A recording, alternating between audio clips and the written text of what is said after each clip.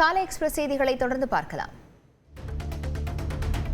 இந்தியாவின் 15வது குடியரசு துணைத் தலைவராக சிபி ராதாகிருஷ்ணன் இன்று பதவியேற்கிறார். குடியரசு துணைத் தலைவராக இருந்த ஜெக்தீப் தன்கர் ராஜினாமா செய்ததை அடுத்து அப்பதவிக்கு கடந்த 9ஆம் தேதி தேர்தல் நடைபெற்றது.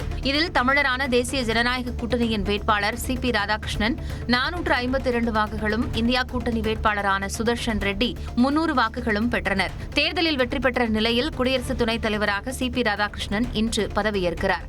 டெல்லி ராஷ்டிரபதி பவனில் காலை 10 மணிக்கு நடைபெறும் நிகழ்ச்சியில் குடியரசுத் தலைவர் திரௌபதி முர்மு சிபி ராதாகிருஷ்ணனுக்கு பதவி பிரமாணம் செய்து வைக்கிறார். ஓசூரில் நடந்த முதலீட்டாளர்கள் மாநாட்டில் 24,307 கோடி ரூபாய் முதலீட்டிற்கான 92 புரிந்துணர்வு ஒப்பந்தங்கள் கையெழுத்தான நிலையில் அக்டோபர் 9 மற்றும் 10ஆம் தேதிகளில் கோவையில் சர்வதேச புத்தொழில் மாநாடு நடத்தப்படும் என்று முதலமைச்சர் மு.க.ஸ்டாலின் அறிவித்துள்ளார்.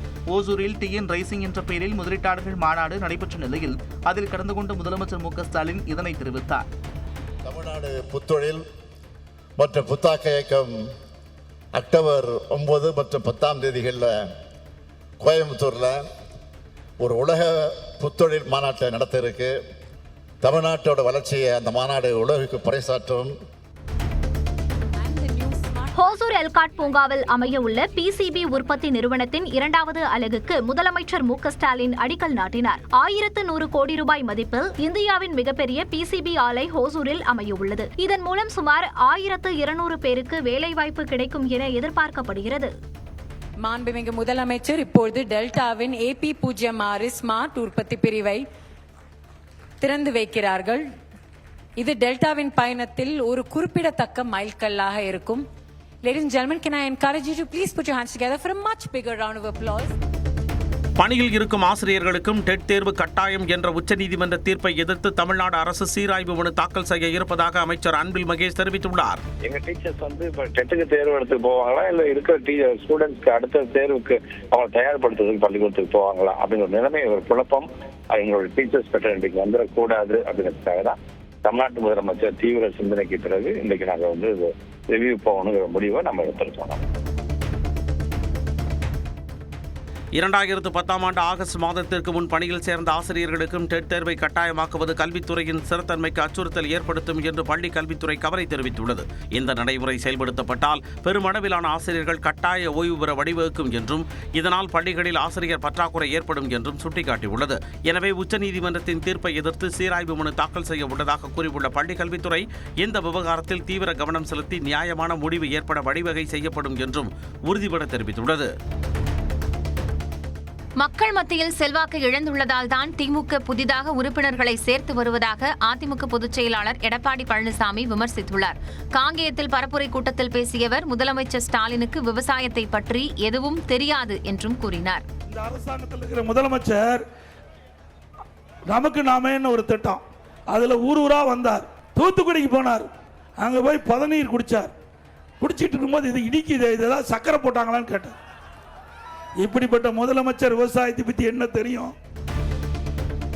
எடப்பாடி பழனிசாமி பொதுச் செயலாளராக இருக்கும் வரை அதிமுகவால் ஆட்சிக்கு வர முடியாது என்று அமமுக பொதுச் செயலாளர் டிடிவி தினகரன் தெரிவித்துள்ளார். மதுரையில் செய்தியாளர்களை சந்தித்த அவர் அதிமுகவை ஒன்றிணைக்கும் செங்கோட்டையனின் முயற்சி பலன் தராது என்றும் தெரிவித்தார். பழனிசாமி அதிமுக பொதுச் செயலாளர் இருக்கிற வரை அம்மாவின் தொண்டர்களுக்கு வெற்றி என்பது அது எட்டாக்கடியாகத்தான் இருக்கு. அதிமுக பாஜக கூட்டணியின் முதலமைச்சர் வேட்பாளர் எடப்பாடி பழனிசாமி தான் என்று பாஜக மாநில தலைவர் நைனா நாகேந்திரன் தெரிவித்துள்ளார். மதுரை விமான நிலையத்தில் செய்தியாளர்களிடம் பேசிய அவர் தமிழ்நாட்டில் எடப்பாடி பழனிசாமி தலைமையிலான தேசிய ஜனநாயக கூட்டணி வெற்றி பெறும் என்று அமமுக பொதுச் செயலாளர் டிடிவி தினகரனுக்கு பதிலளித்துள்ளார். அதிமுக பெரிய கட்சி, நம்முடைய தேசிய ஜனநாயக கூட்டணி தலைவர் EPS. அதனால நிச்சயமா நாங்கள் தேர்தலில் போட்டிடுறோம். நாங்கள் ஆட்சி நிச்சயமா தேசிய ஜனநாயக கூட்டணி ஆட்சியில் வரும். பாமகவிலிருந்து அன்புமணியை நீக்கி ராமதாஸ் நடவடிக்கை எடுத்துள்ளார். விழுப்புரம் மாவட்டம் தைலாபுரம் இல்லத்தில் செய்தியாளர்களை சந்தித்த அவர் பாமகவை உரிமை கொண்டாட வேறு யாருக்கும் உரிமை இல்லை என்று கூறினார். கட்சிக்கு எதிராக செயல்படுவதாக கூறி அன்புமணியிடம் விளக்கம் கேட்டு நோட்டீஸ் அனுப்பிய நிலையில் அதற்கு பதிலளிக்காத நிலையில் ராமதாஸ் நடவடிக்கை எடுத்துள்ளார்.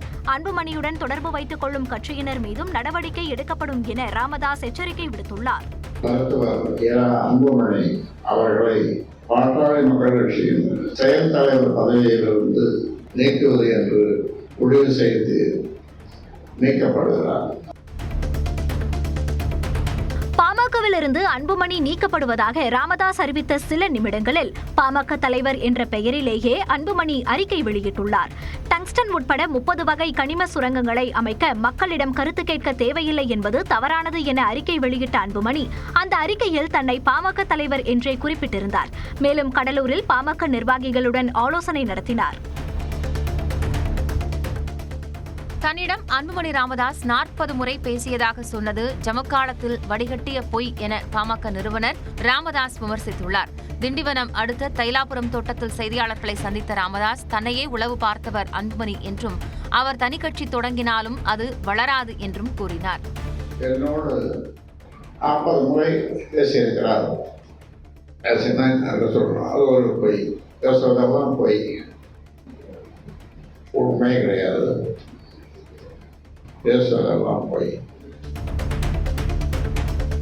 தான் பெரியாரை படித்திருப்பதால் தன்னை சாதி தலைவர் என கூறுவதாக விசிக தலைவர் திருமாவளவன் ஆதங்கத்துடன் கூறினார். சென்னை வெப்பேரியில் உள்ள பெரியார் திடலில் நடைபெற்ற நூல் வெளியீட்டு விழாவில் பேசிய அவர் தான் 2 சீட்டுக்காக திமுகவை ஆதரிக்கவில்லை என்றும் பெரியாரை படித்திருப்பதால் ஆதரிப்பதாகவும் கூறினார். திமுகவை ஆதரிக்கிறேன்னா அது திமுகவோட இருந்து நம்ம பதவி பெறலாங்கிறதுக்காக இல்லை. நான் பெரியார் பாசறையில் பயின்றவன் என்பதனால் திமுகவை நான் ஆதரிக்கிறேன், அவ்வளவுதான். Very simple. உடனே திமுகவுக்கு கொத்தடிமை, திமுகவுக்கு 2 சீட்டு 3 சீட்டு அது கூட உன்னால வாங்க முடியாம தான் நீ கிடைக்கிற வெளியில. மயிலாடுதுறை, நாகப்பட்டினம், கடலூர், விழுப்புரம் மாவட்டங்களில் இன்று கனமழைக்கு வாய்ப்பு இருப்பதாக வானிலை மையம் அறிவித்துள்ளது. இது தொடர்பாக வானிலை மையம் வெளியிட்டுள்ள அறிக்கையில் தெற்கு ஒடிசா, வடக்கு ஆந்திர கடலோர பகுதிகளின் மேல் வளிமண்டல மேலடுக்கு சுழற்சி நிலவுவதாக தெரிவிக்கப்பட்டுள்ளது. அதன் காரணமாக தமிழ்நாடு, புதுச்சேரியில் இடி, மின்னல் மற்றும் பலத்த காற்றுடன் மிதமான மழைக்கு வாய்ப்பு இருப்பதாக கணிக்கப்பட்டுள்ளது. சென்னை மற்றும் புறநகர் பகுதிகளில் இடி, மின்னலுடன் மிதமான மழை பெய்யும் என்றும் தெரிவிக்கப்பட்டுள்ளது. கடலூர் மாவட்டம் சிதம்பரம் சுற்றுவட்டாரத்தில் பலத்த காற்றுடன் மழை பெய்தது. காலையில் வெயில் வாட்டி வதைத்த நிலையில் மாலை நேரத்தில் அண்ணாமலை நகர், சிவபுரி, கோவிலாம்பூண்டி, வல்லம்படுகை உள்ளிட்ட இடங்களில் மழை பொழிந்தது.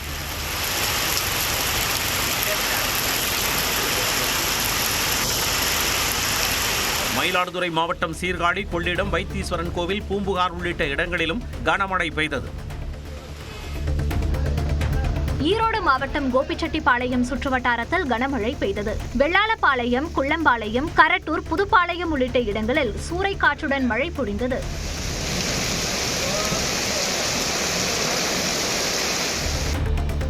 மதுரை மாநகரில் 2வது நாளாக மழை பெய்தது. விமான நிலையம், பெருங்குடி, மண்டேலா நகர், திருநகர், திருப்பரங்குன்றம் உள்ளிட்ட இடங்களில் மழை பெய்தது. ஆட்சியர் அலுவலகம், அண்ணா பேருந்து நிலையம், சிம்மக்கல், பெரியார் பேருந்து நிலையம், ஆரப்பாளையம், மாட்டுத்தாவணி, அவனியாபுரம் உள்ளிட்ட இடங்களிலும் மண்ணை குளிர்வித்த மழையால் மக்கள் மகிழ்ச்சியடைந்தனர்.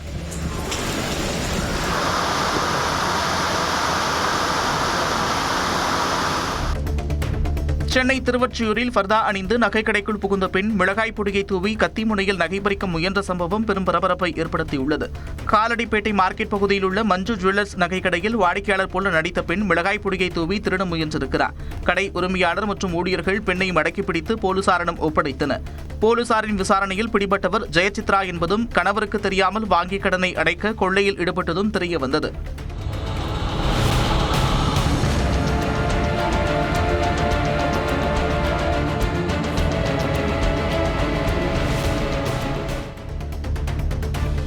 பெரம்பலூரில் காமராஜர் வளைவு பகுதியில் தவேக தலைவர் விஜய் பரப்புரை செய்ய அனுமதி மறுத்த காவல்துறை மாற்று இடத்தில் அனுமதி வழங்கியிருக்கிறது. சட்டமன்ற தேர்தலை முன்னிட்டு சனிக்கிழமை முதல் சுற்றுப்பயணம் மேற்கொள்ள உள்ள தவேக தலைவர் விஜய் பெரம்பலூரில் குன்னம் பேருந்து நிலையம், காமராஜர் வளைவு பகுதியில் பரப்புரை மேற்கொள்ள அனுமதி கோரப்பட்டது. குன்னம் பேருந்து நிலையத்தில் பிரச்சாரத்திற்கு அனுமதிக்கப்பட்ட நிலையில் காமராஜர் வளைவுக்கு பதிலாக துறையூர் சாலையில் மேற்கு வானொலி திடல் பகுதியில் பிரச்சாரம் செய்ய காவல்துறை அனுமதி வழங்கியுள்ளது.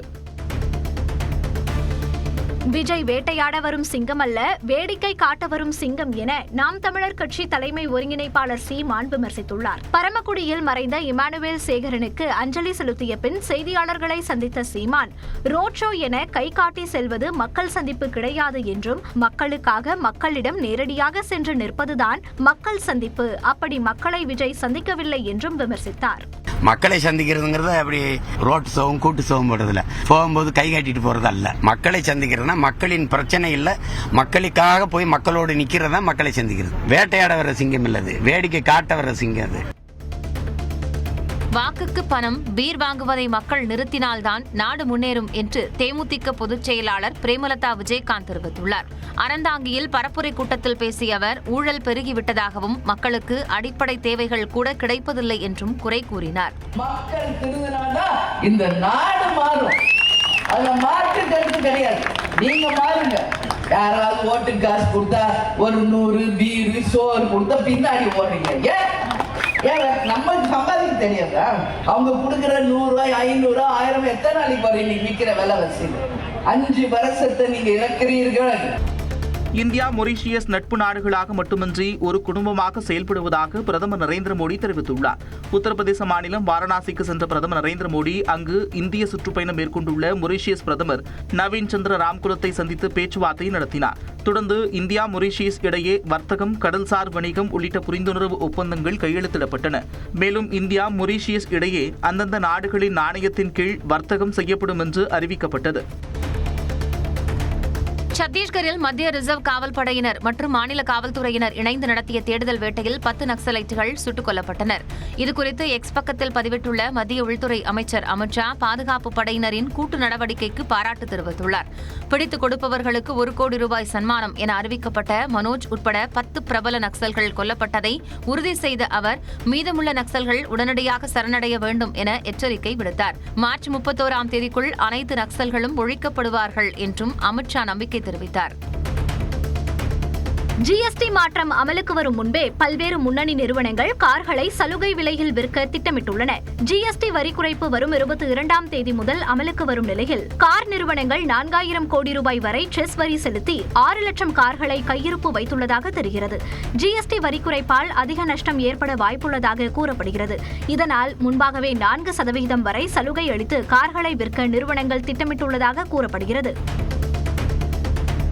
மசோதாக்கள் மீது முடிவெடுக்க ஆளுநர் குடியரசுத் தலைவருக்கு கெடு விதித்தது தொடர்பாக குடியரசுத் தலைவர் தாக்கல் செய்த மனு மீதான விசாரணை முடிவடைந்த நிலையில் தீர்ப்பை தேதி குறிப்பிடாமல் உச்சநீதிமன்றம் ஒத்திவைத்தது. தமிழ்நாடு அரசு தொடர்ந்த வழக்கை விசாரித்த உச்சநீதிமன்றம் மசோதாக்கள் மீது 3 மாதங்களுக்குள் ஆளுநர் குடியரசுத் தலைவர் முடிவெடுக்க வேண்டும் என கெடு விதித்தது. இதுகுறித்து குடியரசுத் தலைவர் 14 கேள்விகளை எழுப்பிய நிலையில் மத்திய அரசு தரப்பிலும் தமிழ்நாடு, தெலுங்கானா, கர்நாடகா, கேரளா உள்ளிட்ட மாநிலங்கள் தரப்பிலும் வாதங்கள் முன்வைக்கப்பட்டன.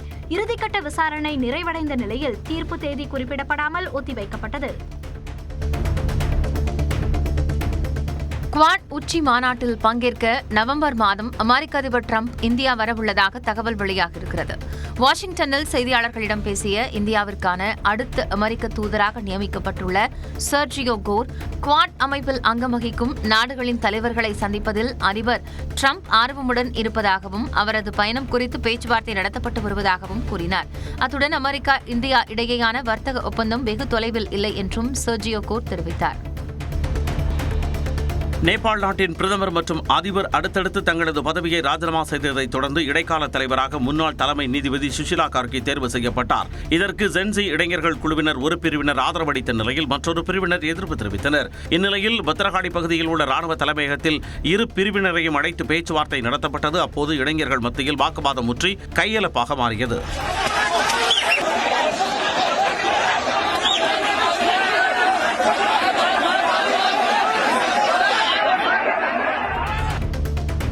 நேபாள சிறையிலிருந்து தப்பி இந்தியாவிற்குள் நுழைய முயன்ற 60 கைதிகளை எஸ்எஸ்பி பாதுகாப்பு படையினர் பிடித்து போலீசாரிடம் ஒப்படைத்தனர். நேபாளத்தில் நிகழ்ந்த கலவரத்தில் சிறைகள் தகர்க்கப்பட்ட நிலையில் அதிலிருந்த கைதிகள் தப்பினர். சிறையை விட்டு தப்பிய கைதிகள் உத்தரப்பிரதேசம், பீகார், மேற்குவங்கம் எல்லை பகுதிகள் வழியாக இந்தியாவுக்கு நுழைய முயல்கின்றனர். அப்படி நுழைய முயன்ற 60 கைதிகளை சகஸ்திர சீமா பால் என்ற துணை ராணுவ படையினர் பிடித்து உள்ளூர் காவல்துறையினரிடம் ஒப்படைத்தனர். சீனாவின் கியாங்டாங் நதியில் டிராகன் வடிவில் அலைகள் திரண்டு வந்த காட்சி பலரையும் ஈர்த்துள்ளது. சீனாவில் டிராகன்கள் வழிபடப்படும் நிலையில் அது டிராகன் நாடு என்றும் அழைக்கப்படுகிறது. சீன கலாச்சாரத்தின் அங்கமாகிவிட்ட டிராகனின் வடிவில் அந்நாட்டின் கியாங்டாங் நதியில் ஓதம் காரணமாக ஏற்பட்ட அலைகள் நிஜத்தில் டிராகன் உயிர் பெற்று வந்தது போல காட்சியளித்தது.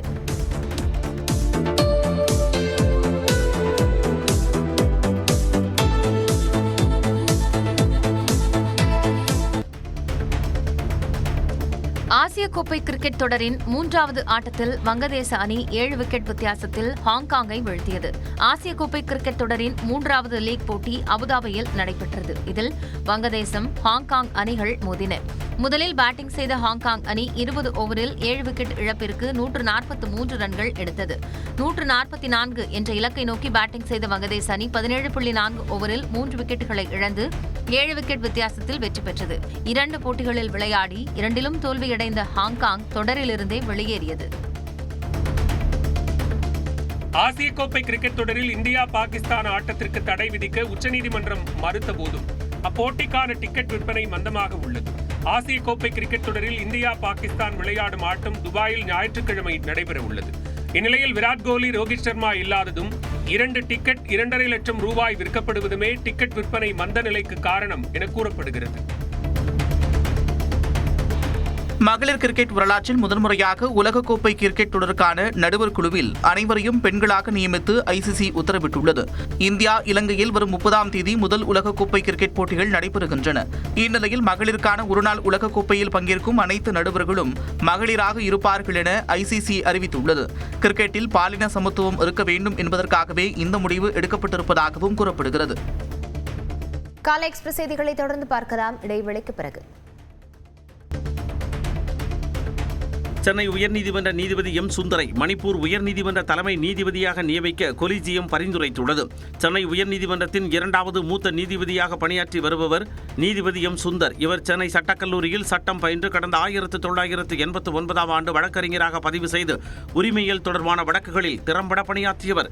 இதனைத் தொடர்ந்து கடந்த 2016ஆம் ஆண்டு சென்னை உயர்நீதிமன்ற நிரந்தர நீதிபதியாக நியமிக்கப்பட்டார் சுந்தர். இந்நிலையில் அவரை மணிப்பூர் உயர்நீதிமன்றத்தின் தலைமை நீதிபதியாக நியமிக்க உச்சநீதிமன்ற கொலிஜியம் குடியரசுத் தலைவருக்கு பரிந்துரை செய்துள்ளது.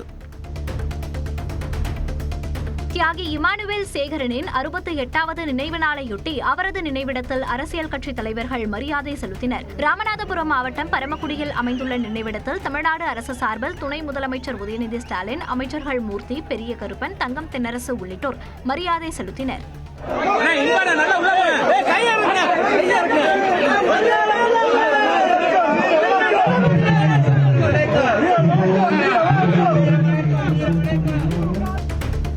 தியாகி இமானுவேல் சேகரன் நினைவிடத்தில் அதிமுக உள்ளிட்ட பல்வேறு கட்சியினர் மரியாதை செலுத்தினர். அதிமுக சார்பில் முன்னாள் அமைச்சர் மணிகண்டன் மரியாதை செலுத்தினார். பாஜக மாநில தலைவர் நயினார் நாகேந்திரன், அமமுக பொதுச் செயலாளர் டிடிவி தினகரன், தமிழ்நாடு காங்கிரஸ் தலைவர் செல்வ பெருந்தகை, காங்கிரஸ் மூத்த தலைவர் திருநாவுக்கரசர், நாம் தமிழர் கட்சியின் தலைமை ஒருங்கிணைப்பாளர் சீமான், விசிகவின் வன்னியரசு, தாவேக பொதுச் செயலாளர் என் ஆனந்த் உள்ளிட்டோர் மரியாதை செலுத்தினர்.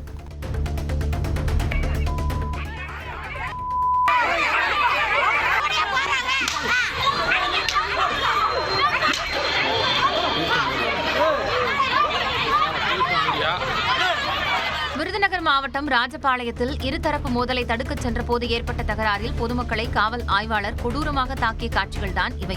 மங்காபுரத்தில் தியாகி இமானுவேல் சேகரன் நினைவு தின ஊர்வலத்தில் இரு தரப்பினரிடையே மோதல் ஏற்படும் சூழல் உருவானதால் காவல்துறையினர் பேச்சுவார்த்தையில் ஈடுபட்டனர். அப்போது இளைஞர் ஒருவர் ஆபாசமாக பேசியதால் கோபமடைந்த ஆய்வாளர் ராஜேஷ் வேகமாக ஓடிச் சென்று தனது ஜீப்பில் இருந்த லத்தியை எடுத்து வந்து அங்கிருந்த பெண்கள் உள்ளிட்டோர் மீது தடியடி நடத்தி கூட்டத்தை கலைத்தார்.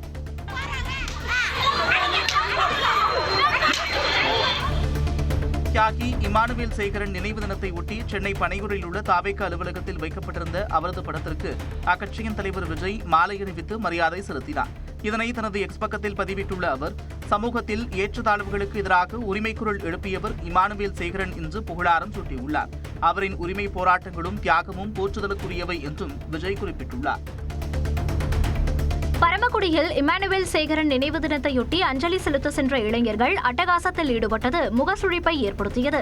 இமானுவேல் சேகரனின் 68வது நினைவு தினத்தையொட்டி ராமநாதபுரம் மாவட்டம் பரமக்குடி அடுத்த பார்த்திபனூரில் மரியாதை செலுத்தப்பட்டது. மரியாதை செலுத்த கார், பேருந்துகளில் ஆட்டம் போட்டபடி இளைஞர்கள் சென்றனர். இதில் காரில் தொங்கியபடி சென்ற இளைஞர் திடீரென நிலை தடுமாறி கீழே விழுந்தார்.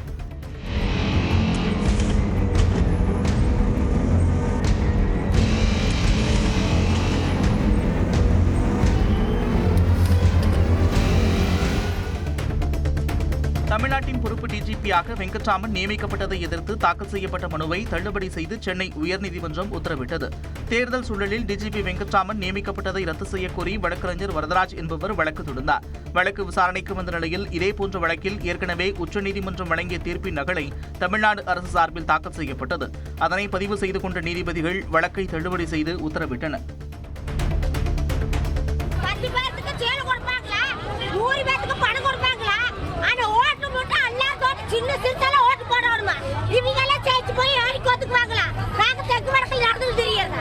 திருப்பூர் மாவட்டம் காங்கேயத்தில் எடப்பாடி பழனிசாமியின் பரப்புரை கூட்டத்திற்கு அழைத்து வரப்பட்ட பெண்கள் தங்களுக்கு பணம் பரிசுப் பொருட்கள் வழங்காததை கண்டித்து அதிமுகவினருடன் வாக்குவாதத்தில் ஈடுபட்ட காட்சிகள்தான் இவை. எடப்பாடி பழனிசாமியின் பரப்புரையொட்டி தொகுதி முழுவதிலும் இருந்து ஆயிரக்கணக்கானோர் ஆட்டோ மற்றும் லாரிகளில் பரப்புரை கூட்டத்திற்கு அழைத்து வரப்பட்டிருந்தனர். அப்போது குறிப்பிட்ட சிலருக்கு மட்டும் தலா 200 ரூபாய் மற்றும் புடவை வழங்கியதாகவும் தங்களுக்கு 100 ரூபாய் மட்டும் வழங்குவதாக கூறி அதிமுகவினரிடம் பெண்கள் சிலர் வாக்குவாதத்தில் ஈடுபட்டனர். மதுரை காலவாசலில் உயரழுத்த மின்கம்பத்தில் திடீரென்று ஏற்பட்ட தீ விபத்தால் அந்த பகுதி மக்கள் அச்சமடைந்தனர். இதனால் மின்கம்பத்திலிருந்து பட்டாசு வெடித்தது போல சத்தம் ஏற்பட்டது. அப்போது மின்தடை ஏற்பட்டதால் நல்வாய்ப்பாக அவ்வழியாக சென்ற வாகன ஓட்டிகள் உயிர் தப்பினர்.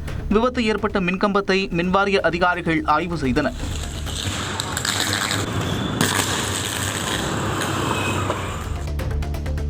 திண்டுக்கல் மாவட்டம் கோபால்பட்டி அருகே இருசக்கர வாகனத்தின் மீது அரசு பேருந்து மோதிய காட்சி நெஞ்சை பதைவதைக்க வைத்துள்ளது. பூவக்கிழவன்பட்டியைச் சேர்ந்த பாலசுப்ரமணி மற்றும் அவரது உறவினர் புவனேஸ்வரி ஆகியோர் வடமதுரை அருகே உள்ள நூற்பாலையில் பணியாற்றி வந்தனர். இருவரும் இருசக்கர வாகனத்தில் ஆலைக்கு சென்றபோது கோபால்பட்டி அருகே பெட்ரோல் நிரப்ப அங்குள்ள பங்கிற்கு செல்ல சாலையை கடக்க முயன்றுள்ளனர். அப்போது அவ்வழியாக வந்த அரசு பேருந்து இருசக்கர வாகனத்தின் மீது மோதியது. இதில் காயமடைந்த இருவரும் மருத்துவமனைக்கு கொண்டு செல்லும் வழியில் உயிரிழந்தனர். தூத்துக்குடி மாவட்டம் திருச்செந்தூர் கோவில் யானை தெய்வானை 4 மாதத்திற்கு பிறகு சரவண பொய்கை குளியல் தொட்டியில் ஆனந்த குளியல் போட்டது. 7 வயது கொண்ட இந்த தெய்வானை யானை குளிக்க சரவண பொய்கையில் 30 லட்சம் ரூபாய் மதிப்பில் 5.5 அடி ஆழம் கொண்ட சவர்பாத் வசதியுடன் கூடிய குளியல் தொட்டி அமைக்கப்பட்டுள்ளது. 4 மாதங்களாக சரவண பொய்கையில் பராமரிப்பு பணிகள் நடந்து வந்ததால் யானை குடிலில் வைத்தே குளிக்க வைக்கப்பட்டது. தற்போது பராமரிப்பு பணிகள் முடிந்ததால் தெய்வானை யானை நீச்சல் குளத்தில் இறங்கி உற்சாகமாக குளித்து மகிழ்ந்தது.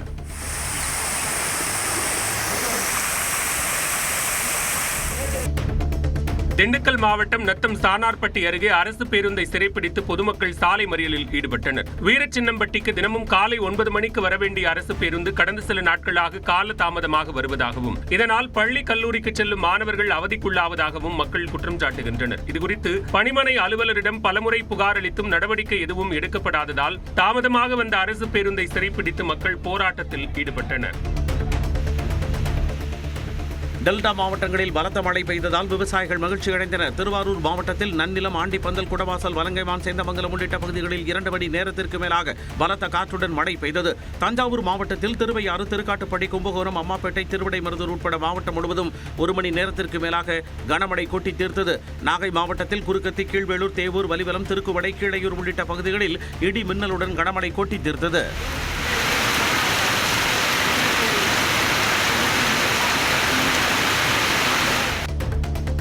புதுச்சேரியின் மதகடிப்பட்டு சுற்றுவட்டாரத்தில் பலத்த காற்றுடன் கனமழை பெய்தது. சாலைகளில் தண்ணீர் தேங்கி குளம் போல காட்சியளித்தது. இதனால் வாகன ஓட்டிகள் உள்ளிட்டோர் சிரமத்தை சந்தித்தனர். கடைகள், வணிக வளாகங்கள் முன்பாக தண்ணீர் தேங்கி வியாபாரம் பாதிக்கப்பட்டதால் வியாபாரிகள் வேதனையடைந்தனர்.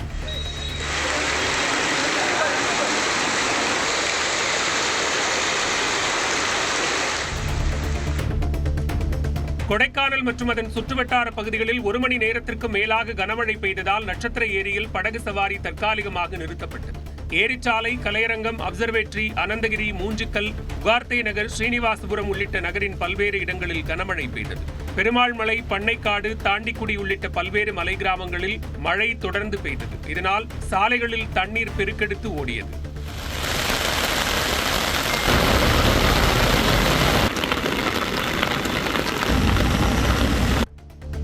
கோவை சிங்காநல்லூர் சார் பதிவாளர் அலுவலகத்தில் லஞ்ச ஒழிப்புத்துறை போலீசார் நடத்திய சோதனையில் கணக்கில் வராத 1,90,000 ரூபாய் பறிமுதல் செய்யப்பட்டது.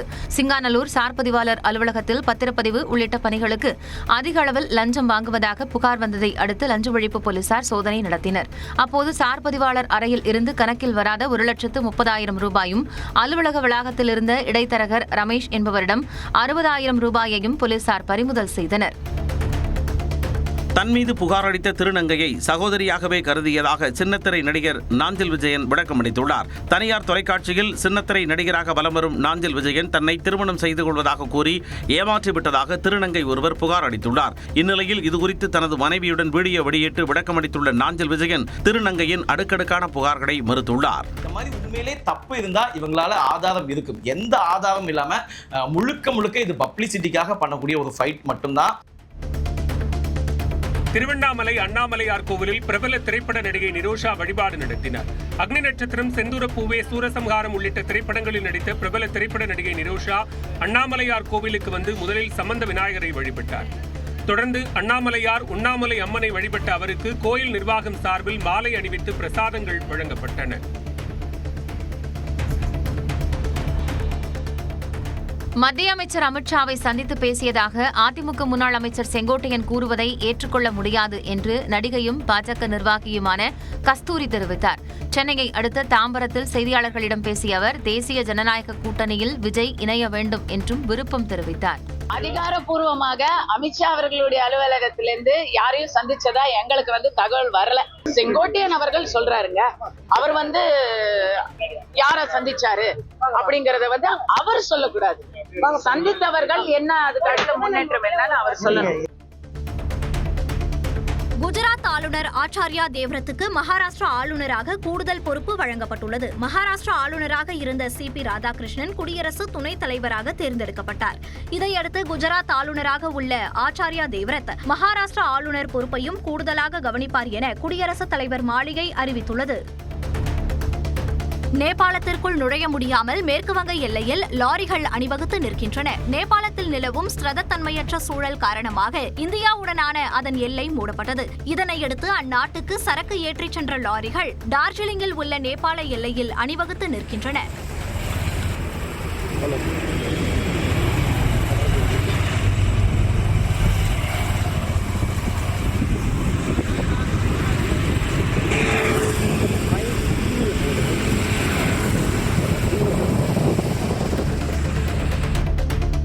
பெங்களூருவில் பெண் மற்றும் பேருந்து ஓட்டுநர் மாறி மாறி தாக்கிக் கொண்ட சம்பவத்தின் வீடியோ வேகமாக பரவி வருகிறது. ஆரம்பத்தில் இருவரும் கடும் வார்த்தைகளால் ஒருவரை ஒருவர் வசைபாடிய நிலையில் திடீரென பேருந்து ஓட்டுநரை பெண் அறைந்தார். இதையடுத்து பேருந்து ஓட்டுநர் பெண்ணை அடித்தார். என்ன காரணத்திற்காக சண்டையிட்டுக் கொண்டனர் என தெரியவராத நிலையில் வீடியோ வேகமாக பரவி வருகிறது.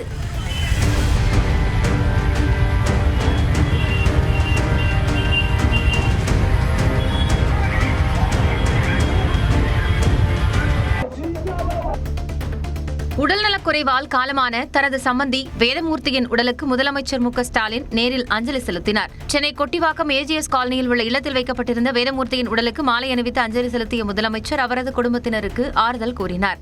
இதேபோன்று துணை முதலமைச்சர் உதயநிதி ஸ்டாலினும் நேரில் அஞ்சலி செலுத்தினார். அப்போது அமைச்சர்கள் மா. சுப்பிரமணியன், சேகர் பாபு, பழனிவேல் தியாகராஜன் உள்ளிட்டோர் உடனிருந்தனர். 400 மெகாவாட் மின்சாரத்திற்காக கடலூரை அழிப்பது நியாயமா என்று பாமக தலைவர் அன்புமணி ராமதாஸ் கேள்வி எழுப்பியுள்ளார். கடலூர் மாவட்டம் புவனகிரியில் கொட்டு மழையில் நடந்த பரப்புரை கூட்டத்தில் பேசிய அவர் NLC நிறுவனம் 50 ஆண்டுகளுக்கு முன்பு தேவைப்பட்டதாகவும் தற்போது அது தேவையில்லை என்றும் கூறினார். மேனுஃபேக்சர் பண்ண 2400 மெகாவாட் 2000 மெகாவாட் 2000 மெகாவாட் நமக்கு கிடைக்குது வெறும் 400 தான். கர்நாடகா கொடுக்குறான், ஆந்திரா கொடுக்குறான், கேரளா கொடுக்குறான், பாண்டிச்சேரி கொடுக்குறான். 400 மெகாவாட்டுக்காக நம்ம மண்டையும் எல்லாரும் அழிக்கிறது அடையாளம் நிச்சயமா ஒரு பொழுதும் நடக்காது. பிரதமர் பதவியை ஒவ்வொரு மாநிலத்திற்கும் சுழற்சி முறையில் வழங்க வேண்டும் என நாம் தமிழர் கட்சி ஒருங்கிணைப்பாளர் சீமான் தெரிவித்துள்ளார். கீழக்கரையில் தமிழ் தேசிய இஸ்லாமிய கூட்டமைப்பு சார்பாக நடைபெற்ற கருத்தரங்கில் பேசிய அவர் சுழற்சி முறையில் ஒவ்வொரு மாநிலத்தில் இருந்தும் பிரதமர் தேர்வு செய்யப்பட்டால் தான் மாநிலங்களில் சமமான வளர்ச்சி ஏற்படும் என்றார். எல்லா மாநிலங்களையும் வட மாநிலங்கள்ல உத்தரப்பிரதேசம் இதுல இருக்கு. அப்போ ஒரு மாநிலத்திற்கு 5 ஆண்டு என்கிற முறையில் வரும்போது அந்தந்த மாநிலங்களுக்குரிய பிரதிநிதித்துவம் முன்னுரிமை கிடைச்சிட்டா இது என் நாடு, ஒரு நாள் இந்த தலைமை பதவிக்கு நான் வர முடியும் என்கிற நம்பிக்கை அவர்களுக்கு வரும். திருப்பூர் மாவட்டம் உடுமலை பேருந்து நிலையத்திற்குள் செல்லும் வழித்தடத்தை ஆக்கிரமித்து அதிமுக பேனர்கள் வைக்கப்பட்டதால் பொதுமக்கள் அவதிக்குள்ளாகினர். மக்களை காப்போம், தமிழகத்தை மீட்போம் எனும் தலைப்பில் எடப்பாடி பழனிசாமி தமிழ்நாடு முழுவதும் பிரச்சார பயணம் மேற்கொண்டு வருகிறார். அந்த வகையில் புதன்கிழமை உடுமலை பேருந்து நிலையம் அருகே பிரச்சார கூட்டத்திற்கு வந்த அவரை வரவேற்கும் வகையில் 100 அடி நீளமுள்ள பேனர்கள் வைக்கப்பட்டிருந்தன. இந்த பேனர்களால் பொதுமக்கள் சிரமத்திற்கு ஆளாகினர். மேலும் ஒலிபெருக்கிகள், விளக்குகள் போன்றவை அகற்றப்படாமல் அப்படியே இருந்ததால் அந்த பாதையை வாகனங்கள் பயன்படுத்த முடியாத சூழல் ஏற்பட்டது. திருப்பூர் மாவட்டம் உடுமலை அருகே அதிமுக பொதுச் செயலாளர் எடப்பாடி பழனிசாமி பரப்புரையின் போது கூட்ட நெரிசலில் சிக்கி மயங்கி விழுந்த பெண் மருத்துவமனையில் அனுமதிக்கப்பட்டார். திருப்பூர் அருகே மடத்துக்குளம் பகுதியில் எடப்பாடி பழனிசாமி பரப்புரை மேற்கொண்டார். அப்போது கள்ளுக்கடையைச் சேர்ந்த பெண் ஒருவர் கூட்ட நெரிசலால் மயங்கி விழுந்தார். உடனடியாக அங்கிருந்தவர்கள் அவரை மருத்துவமனைக்கு தூக்கிச் சென்றனர். நெல்லை அருகே செல்போனில் பேசிக்கொண்டே அரசு பேருந்தை ஓட்டுநர் அலட்சியத்துடன் இயக்கிய சம்பவம் பயணிகளிடையே அதிர்ச்சியை ஏற்படுத்தியுள்ளது. நெல்லையிலிருந்து ராமேஸ்வரம் நோக்கி அரசு பேருந்து சென்று கொண்டிருந்தது. அப்போது அந்த பேருந்தின் ஓட்டுநர் சுமார் 10 நிமிடங்களுக்கு மேலாக செல்போனில் பேசியவாறு பேருந்தை இயக்கினார். இது தொடர்பான வீடியோ வெளியான நிலையில் சம்பந்தப்பட்ட ஓட்டுநர் மீது நடவடிக்கை எடுக்க வேண்டும் என்று பயணிகள் கோரிக்கை விடுத்துள்ளனர். நீலகிரி மாவட்டம் கூடலூர் அருகே பசுமாட்டை வேட்டையாடிய புலி, 4 ஆடுகளை வேட்டையாடிய சிறுத்தை என அதிகரித்துள்ள வனவிலங்குகளின் நடமாட்டம் மக்களிடையே அச்சத்தை ஏற்படுத்தியுள்ளது. தேவர்சோலை பகுதியில் பட்டப்பகலில் மாட்டை வேட்டையாடிய புலியை பிடிக்க வனத்துறையினர் 1 மாதத்திற்கு முன்பு கூண்டு வைத்தனர். இந்த கூண்டில் சிக்காத புலி தற்போது மீண்டும் பசுமாட்டை வேட்டையாடியுள்ளது. இதேபோன்று பாலம் வயல் பகுதியில் 4 ஆடுகளை சிறுத்தை வேட்டையாடி கொன்றது. இந்த புலி மற்றும் சிறுத்தையை வனத்துறையினர் உடனடியாக பிடிக்க வேண்டும் என்று அப்பகுதி மக்கள் கோரிக்கை விடுக்கின்றனர். சென்னை மெட்ரோ ரயில் திட்டத்தின் 2ஆம் கட்ட கட்டுமான பணிகள் காரணமாக நாளை மறுநாள் முதல் 5 நாட்களுக்கு கோயம்பேடு அசோக் நகர் இடையே மெட்ரோ ரயில் சேவையில் சிறிது மாற்றம் செய்யப்பட உள்ளது. அதன்படி வரும் 15ஆம் தேதி முதல் 19ஆம் தேதி வரை கோயம்பேடு அசோக் நகர் இடையே காலை 5 மணி முதல் 6 மணி வரை 1 மணி நேரத்திற்கு மெட்ரோ ரயில் சேவை ரத்து செய்யப்பட உள்ளது. இந்த இடைப்பட்ட நேரத்தில் பயணிகள் வசதிக்காக கோயம்பேட்டில் இருந்து அசோக் நகர் வரை 10 நிமிட இடைவெளியில் சிறப்பு பேருந்துகள் இயக்கப்படும் என்று மெட்ரோ ரயில் நிர்வாகம் தெரிவித்துள்ளது. சிதம்பரம் நடராஜர் கோவிலில் கனகசபை மீதேறி தரிசனம் செய்ய யார் யாருக்கு அனுமதி வழங்கப்படும் என்பதை மனுவாக தாக்கல் செய்ய பொது தீட்சிதர்கள் தரப்புக்கு சென்னை உயர்நீதிமன்றம் உத்தரவிட்டுள்ளது. சிதம்பரம் நடராஜர் கோவிலில் பக்தர்கள் கனகசபை மீது ஏறி தரிசனம் செய்வதற்கு எதிராக பொது தீட்சிதர்கள் தரப்பில் சென்னை உயர்நீதிமன்றத்தில் வழக்கு தொடரப்பட்டது. இந்த வழக்கு நீதிபதிகள் சுரேஷ்குமார் மற்றும் சவுந்தர் ஆகியோர் அடங்கிய அமர்வில் விசாரணைக்கு வந்தது. அப்போது கனகசபை மீது ஏறி தரிசனம் செய்ய யாருக்கு அனுமதி வழங்கப்படும் என்பது தொடர்பாக எழுத்துப்பூர்வமான மனுவை தாக்கல் செய்ய பொது தீட்சிதர்கள் தரப்பிற்கு நீதிபதிகள் உத்தரவிட்டு வழக்கின் விசாரணையை அக்டோபர் 9ஆம் தேதிக்கு தள்ளி வைத்தனர். கொடைக்கானல் வனப்பகுதிகளில் மழையளவு குறைந்ததால் தேனி மாவட்டம் கும்பக்கரை அருவியில் நீர்வரத்து சீரானது. வெள்ளக்கவி, வட்டக்கானல் உள்ளிட்ட வனப்பகுதிகளில் செவ்வாய்க்கிழமை பெய்த மழையின் காரணமாக கும்பக்கரை அருவியில் வெள்ளப்பெருக்கு ஏற்பட்டு சுற்றுலா பயணிகள் குளிக்க புதன்கிழமையன்று வனத்துறை தடை விதித்தது. புதன்கிழமை பிற்பகலுக்கு பின் மழையளவு குறைந்ததால் கும்பக்கரை அருவிக்கான நீர்வரத்து சீரானது. இதனையடுத்து கும்பக்கரை அருவியில் குளிக்க சுற்றுலா பயணிகளுக்கு அனுமதி அளிக்கப்பட்டுள்ளது.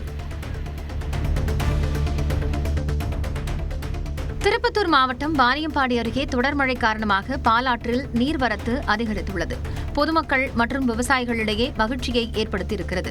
கானாறு மற்றும் மன்னாறு பகுதிகளில் அதிகளவில் நீர் பெருக்கெடுத்து ஓடுவதால் நாராயணபுரம், திம்மாம்பேட்டை, ஆவாரம், குப்பம் உள்ளிட்ட பகுதிகளில் உள்ள ஏரிகள், கிணறுகள் நிரம்பும் நிலை ஏற்பட்டுள்ளது. இதனால் பாலாற்று படுகையை ஒட்டிய பகுதிகளில் உள்ள லட்சக்கணக்கான ஏக்கர் விவசாய நிலங்கள் பாசன வசதி பெறும்.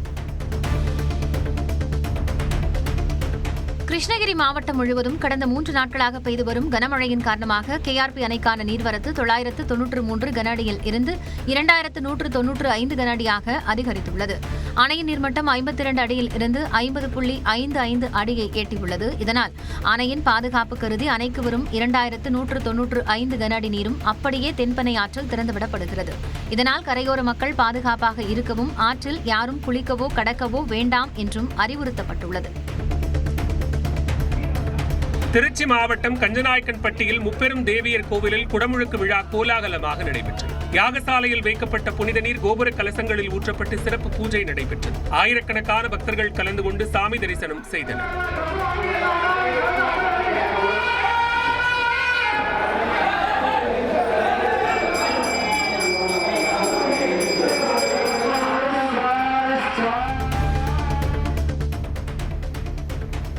கடலூர் அருகே கடற்கரையோரத்தில் சென்றபோது கடலில் இறங்கிய கார் டிராக்டர் உதவியுடன் மீட்கப்பட்டது.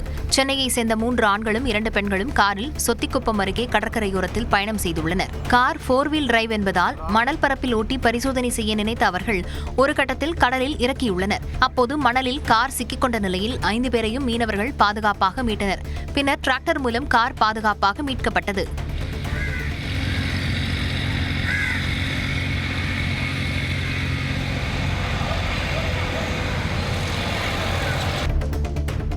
தெலுங்கானா மாநிலம் ஹைதராபாத்தில் திறந்து கிடந்த பாதாள சாக்கடையில் சிறுமி தவறி விழுந்த சம்பவம் அதிர்ச்சியை ஏற்படுத்தியது.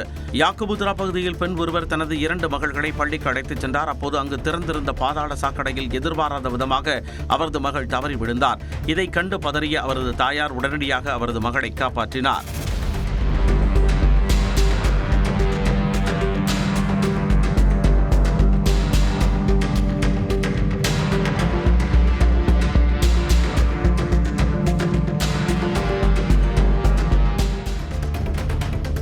உத்தரப்பிரதேசத்தில் சாலையில் ஒரு மூதாட்டியை மாடு விரட்டி தாக்கிய அதிர்ச்சி காட்சி வெளியாகியுள்ளது. பிஜ்னோர் நகரில் உள்ள ஒரு தெருவில் நடந்து சென்ற மூதாட்டியை மாடு துரத்த அவர் ஓட பின்னர் அவரை முட்டி கீழே தள்ளும் சிசிடிவி காட்சி தற்போது வெளியாகியுள்ளது. அக்கம் பக்கத்தில் இருந்தவர்கள் வந்து விரட்டிய பிறகே மூதாட்டியை விட்டு மாடு விலகிச் சென்றது.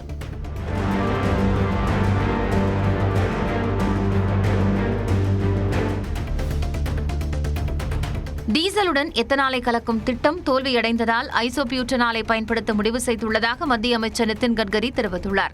உயிரி எரிசக்தி மாநாட்டில் உரையாற்றிய அவர் பெட்ரோலில் 20% எத்தனால் கலப்பிற்கு எதிராக பரவி வரும் கருத்துக்கள் தனக்கு எதிராக பணம் கொடுத்துவிட்டு திட்டமிட்டு நடக்கும் பரப்புரை என விமர்சித்தார். டீசலுடன் எத்தனாலை கலக்கும் திட்டம் தோல்வியடைந்ததாகவும் அதனால் தற்போது டீசலுடன் ஐசோபியூட்டனாலை பயன்படுத்த முடிவு செய்யப்பட்டுள்ளதாகவும் அவர் கூறினார். நீலகிரி மாவட்டம் கூடலூரில் வனவிலங்குகளின் தாக்குதலால் ஏற்படும் தொடர் உயிரிழப்புகளை தடுக்க கோரி கடையடைப்பு போராட்டம் நடைபெற்று வருகிறது. கடந்த 1 மாதத்திற்குள் ஓவேலி பகுதியில் யானை தாக்கியதில் 2 பேர் உயிரிழந்தனர். இதனால் ஆத்திரமடைந்த பொதுமக்கள் பல்வேறு கட்ட போராட்டங்களை நடத்தி வருகின்றனர். அதன் ஒரு பகுதியாக தற்போது கடையடைப்பு போராட்டம் நடைபெற்று வருகிறது. இதனால் கூடலூர் நகர், பந்தலூர், தேவாலா பகுதிகள் மக்கள் நடமாட்டமின்றி வெறிச்சோடி காணப்படுகின்றன. வணிகர் சங்கங்களின் இந்த பொது வேலை நிறுத்தத்திற்கு ஆட்டோ ஓட்டுநர்கள், ஜீப் ஓட்டுநர்கள், குழந்தைகளை பள்ளிக்கு அழைத்துச் செல்லும் ஆட்டோ ஓட்டுநர்களும் ஆதரவு தெரிவித்துள்ளனர். திருவாரூர் மாவட்டத்தில் உர விற்பனையில் குளறுபடி செய்த 58 தனியார் உரக்கடைகள் மீது நியூஸ் 18 தமிழ்நாடு செய்தி எதிரொலியாக நடவடிக்கை எடுக்கப்பட்டுள்ளது. தனியார் கடைகளில் கூடுதல் விலைக்கு உரம் விற்பனை செய்வதாக விவசாயிகள் புகார் தெரிவித்தனர். இது தொடர்பாக நியூஸ் 18 தமிழ்நாடு தொலைக்காட்சியில் செய்தி ஒளிபரப்பப்பட்டது. இதன் எதிரொலியாக மாவட்ட வேளாண்மை தரக்கட்டுப்பாட்டு அலுவலர்கள் உரக்கடைகளில் ஆய்வு செய்தனர். அப்போது முறைகேடு உறுதி செய்யப்பட்டு 1 வாரத்திற்கு 30 கடைகளில் உரம் விற்பனை செய்ய தடை விதிக்கப்பட்டது. 28 கடைகளின் உரிமையாளர்களுக்கு விளக்கம் கேட்டு நோட்டீஸ் அளிக்கப்பட்டுள்ளது.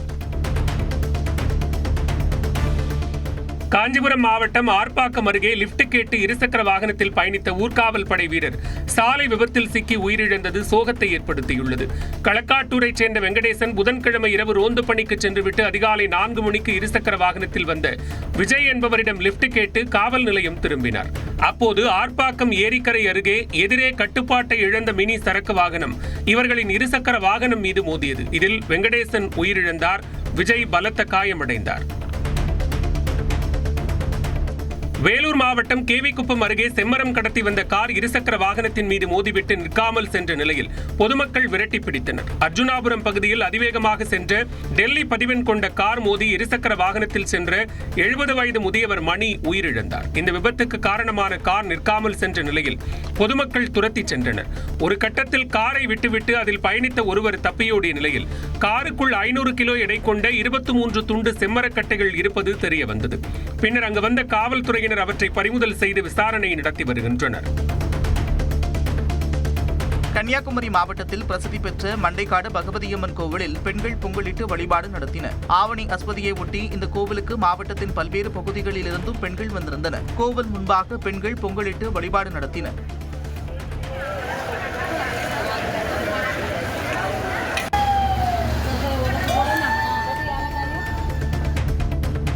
மானிய டீசல் நிறுத்தப்பட்டதால் சென்னை காசிமேடு மீனவர்கள் கடலுக்கு செல்ல முடியாமல் அவதியடைந்தனர். இங்கிருந்து 1000 விசைப்படகுகள் மற்றும் 450 ஃபைபர் படகுகள் இயக்கப்பட்டு வருகின்றன. BPCL நிறுவனம் மூலம் இங்குள்ள மீனவர்களுக்கு மானிய டீசல் வழங்கப்பட்டு வருகிறது. இந்த நிலையில் நிலுவைத் தொகை காரணமாக அந்த நிறுவனம் மானிய டீசலை நிறுத்தி வைத்துள்ளது. இதனால் கடலுக்கு செல்ல முடியாமல் மீனவர்கள் தவித்தனர்.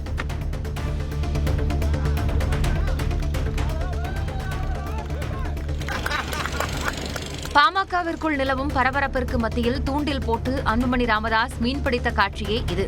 உரிமை மீட்க தலைமுறை காக்க என்ற தனது பரப்புரை பயணத்தின் ஒரு பகுதியாக கடலூர் தேவனாம்பட்டினத்தில் மீனவர்களுடன் அன்புமணி ராமதாஸ் கலந்துரையாடினார். பின்னர் அங்குள்ள மீன் இறங்கு தளத்திற்கு சென்று பார்வையிட்ட அவர் ஏலம் விடும் பகுதிக்கு வந்து 2000 ரூபாய்க்கு மீன்களை வாங்கினார். கோவை மாவட்டம் பொள்ளாச்சி வால்பாறை சாலையில் யானை நடமாட்டம் இருப்பதால் பொதுமக்களும் சுற்றுலா பயணிகளும் இரவு நேர பயணத்தை தவிர்க்க வேண்டும் என்று வனத்துறையினர் எச்சரிக்கை விடுத்துள்ளனர். கவியருவி பகுதியில் இரவு நேரங்களில் யானைகள் கொட்டியுடன் சாலையோரத்தில் உலா வருகின்றன. இதனையடுத்து வால்பாறை செல்லும் சுற்றுலா பயணிகளும் பொதுமக்களும் மிகுந்த கவனத்துடன் பயணிக்க வேண்டும் என்றும் இரவு நேர பயணத்தை தவிர்க்க வேண்டும் என்றும் வனத்துறை அறிவுறுத்தியுள்ளது. நாகை மாவட்டம் வேளாங்கண்ணியில் உள்ள ரஜதகிரீஸ்வரர் கோயிலில் கும்பாபிஷேக விழாவுக்கு இஸ்லாமியர்கள் சீரெடுத்து வந்தது நிகழ்ச்சியை ஏற்படுத்தியது. மஞ்சள், குங்குமம், தேங்காய், வாழைப்பழம், பட்டுப்புடவை உள்ளிட்ட பல்வேறு வகையான மங்கள பொருட்களை முகமதியர் ஜமாத்தை சேர்ந்த முஸ்லிம்கள் பள்ளி வாசலில் இருந்து வேளாங்கண்ணி ரஜதகிரீஸ்வரர் கோயிலுக்கு ஊர்வலமாக எடுத்து வந்தனர். ஆலயத்தில் இஸ்லாமியர்களை இன்முகத்துடன் வரவேற்ற ரஜதகிரீஸ்வரர் ஆலய நிர்வாகிகள் அவர்களுக்கு மாலை அணிவித்து மரியாதை செய்தனர். பின்னர் கும்பாபிஷேக விழா விமர்சையாக நடைபெற்றது. இதேபோன்று பொள்ளாச்சி அருகே சங்கம்பாளையம் கிராமத்தில் உள்ள மாரியம்மன் கோயிலில் 23 ஆண்டுகளுக்கு பின் கும்பாபிஷேகம் நடந்த நிலையில் இஸ்லாமியர்கள் சீரெடுத்து வந்து வழிபாடு நடத்தினர்.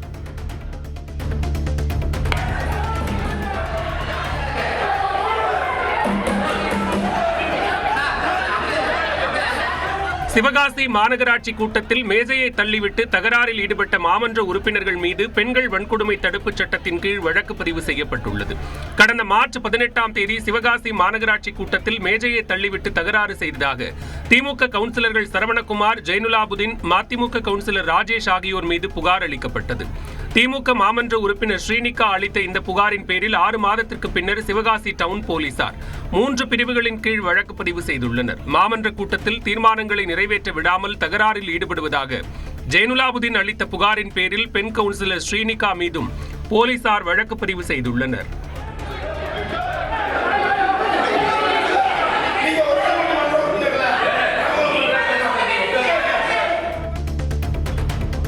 கடலூர் மாவட்டம் திட்டக்குடி அரசு மருத்துவமனையில் மேற்கூரை பெயர்ந்து விழுந்ததால் நோயாளிகள் அச்சமடைந்தனர். கடலூர் மட்டுமல்லாது அரியலூர், பெரம்பலூர் மாவட்டங்களில் இருந்தும் தினமும் ஏராளமானோர் திட்டக்குடி அரசு மருத்துவமனைக்கு வந்து சிகிச்சை பெறுகின்றனர். இந்நிலையில் பிரசவ வார்டின் மேற்கூரை புதன்கிழமை அன்று திடீரென பெயர்ந்து விழுந்தது.